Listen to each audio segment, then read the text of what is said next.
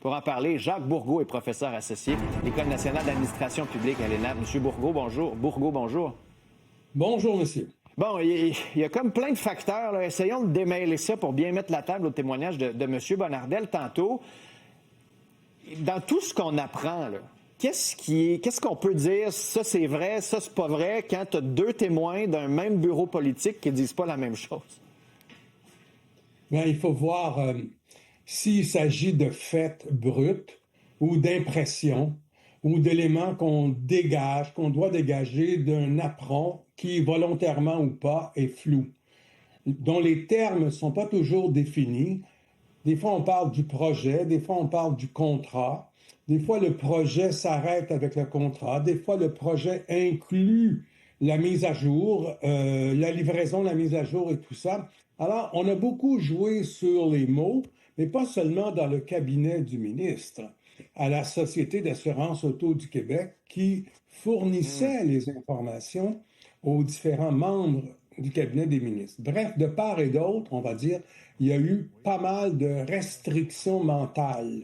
OK. C'est mieux de ne pas aborder les affaires pour ne pas être embêté avec. Oui, c'est pour ça que des fois, les conseillers, par exemple, disent je ne le sais pas. Est-ce que ça, c'est une défense qui est valable? Dire, je suis très, très à cheval, moi, sur les coups, mais je m'en souviens plus. Ou c'était pas clair. Pensez-vous que j'aurais fait ça? C'est un peu le genre de défense qu'on a entendu ce matin. Est-ce que ça fonctionne, ça?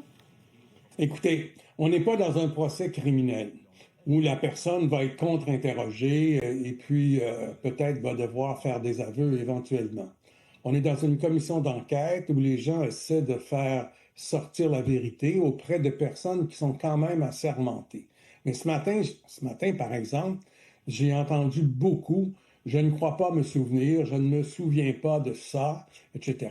Et j'ai trouvé que le témoin ce matin, le chef de cabinet, le directeur de cabinet, M. Lépine, n'avait pas une très bonne mémoire, mettons. Et j'ai trouvé aussi, tant hier qu'aujourd'hui, M. Letourneau, Mme Gauthier, hier, je pense son nom, c'est Gauthier, Véronique Gauthier, ou Aubry plutôt. Aubry, oui, exact, Véronique Aubry. Il y avait Alain Généreux juste avant. Oui, je ne les ai pas trouvés particulièrement méticuleux. D'ailleurs, le commissaire leur en a fait indirectement reproche.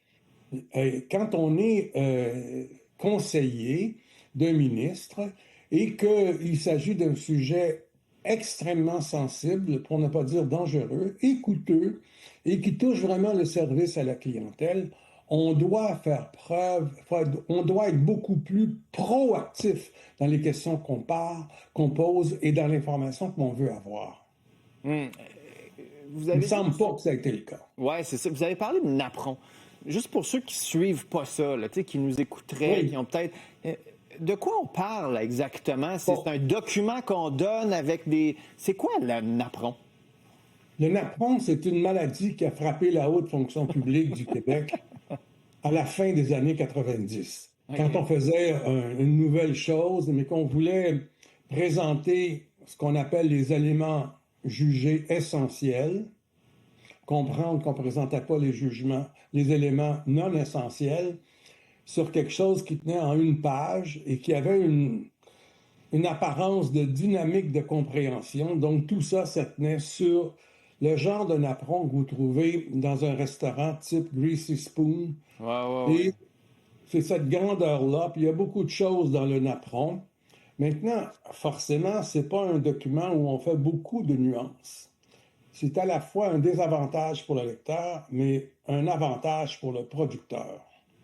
Parce qu'il n'est pas obligé de faire trop de nuances. C'est celui-là qui décide, là, justement. Il peut mettre du jaune en disant, inquiétez-vous pas, c'est sous contrôle, même si c'est en jaune. Puis celui qui écoute, il peut juste dire, OK, s'il dit que c'est sous contrôle, c'est sous contrôle. Là.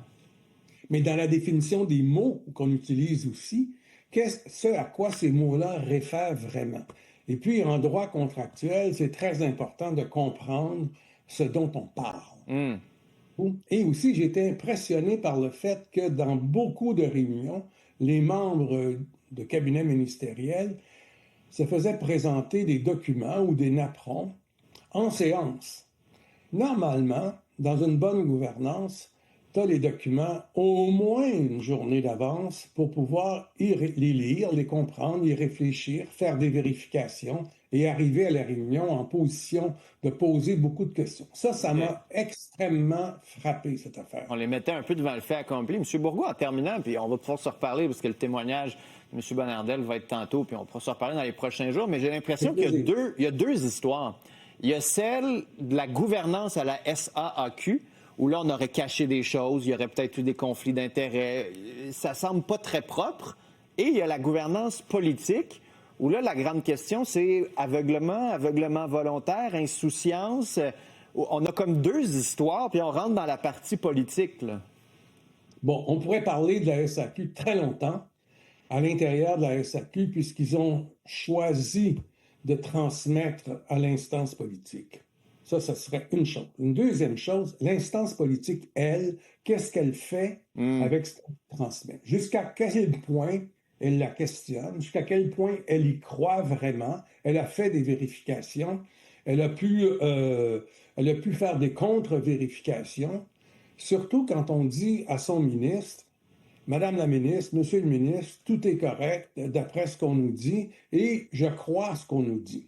Maintenant, n'oublions pas, le chef de cabinet, ce matin, le directeur de cabinet, il a terminé son témoignage en disant qu'il a l'impression d'avoir été berné par la SAQ, sans mentionner un nom en particulier, mais il a l'impression d'avoir été berné par la SAQ et donc d'avoir été promené en bateau.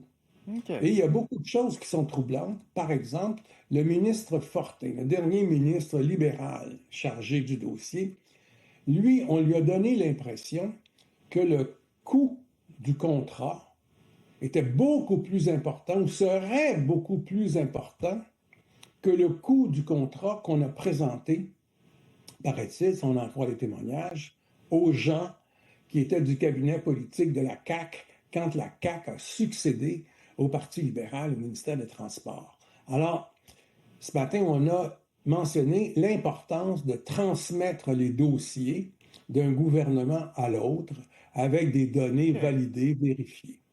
Un autre aspect, donc, on va peut-être avoir des questions là-dessus, puis on se reparle très bientôt. M. Bourgault, merci. Avec grand plaisir. Au plaisir. Salut. Plaisir.